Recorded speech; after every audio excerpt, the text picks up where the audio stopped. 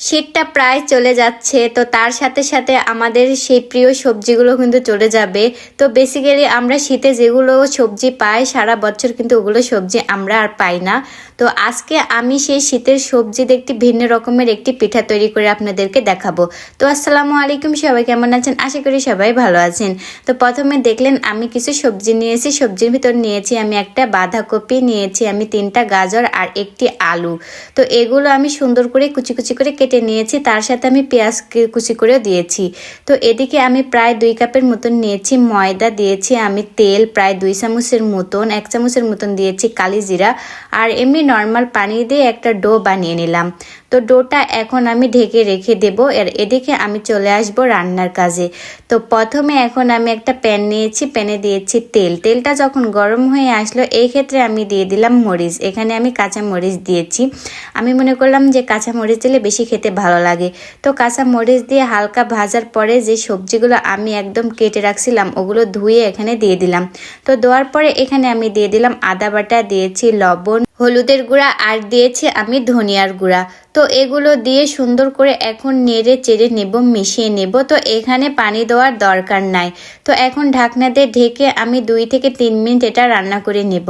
তো 2 থেকে 3 মিনিট পরে এখানে আমি ঢাকনাটা খুলে এখানে একটা জিনিস অ্যাড করব, যেটা হলো চিকেন। এই চিকেনটা আমি আগে থেকে সিদ্ধ করে আমার ফ্রিজে রাখছিলাম।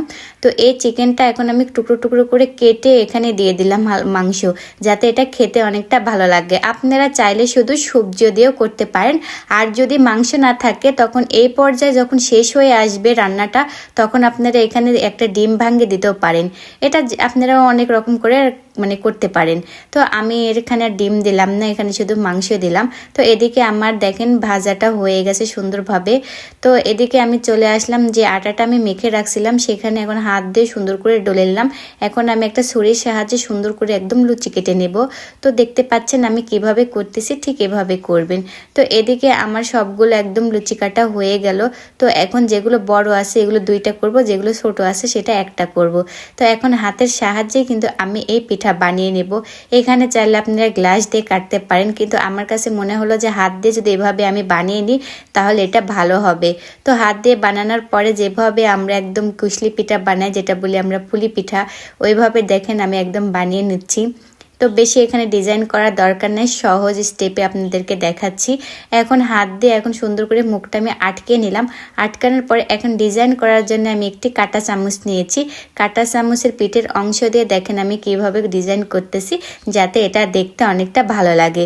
তো দেখেন আমার একটা পিঠা কত সুন্দর হয়েছে। তো দেখতে দেখতে আমি এতগুলো পিঠা বানিয়ে নিলাম। তো এখন যাব মেন কাজে, যেটা হলো পিঠা তো ভাজতে হবে, না ভাজলে তো আর খাওয়া যাবে না, তাই না? তো এদিকে আমি একটা প্যানে কিছুটা তেল গরম করতে দিয়েছিলাম। তেলটা যখন গরম হয়ে আসলো একে একে আমি পিঠাগুলো দিয়ে দিলাম।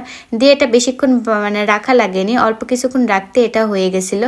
তো এক পাশ যখন হয়ে গেল তো আরেক পাশ আমি উল্টিয়ে নিলাম। উল্টিয়ে পাল্টে সুন্দর করে আমি এটা ভেজে নিলাম।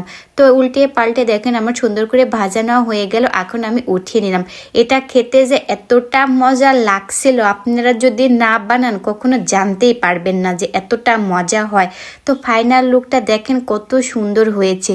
তো আজকে আমার এই রেসিপিটা কেমন লাগছে অবশ্যই কমেন্ট করে জানাবেন। আর রেসিপিটা ভালো লাগলে লাইক, কমেন্ট, শেয়ার করবেন। তো আপনাদেরকে একটা ভেঙে দেখায়, দেখেন ভিতরটাও কত সুন্দর হয়েছে।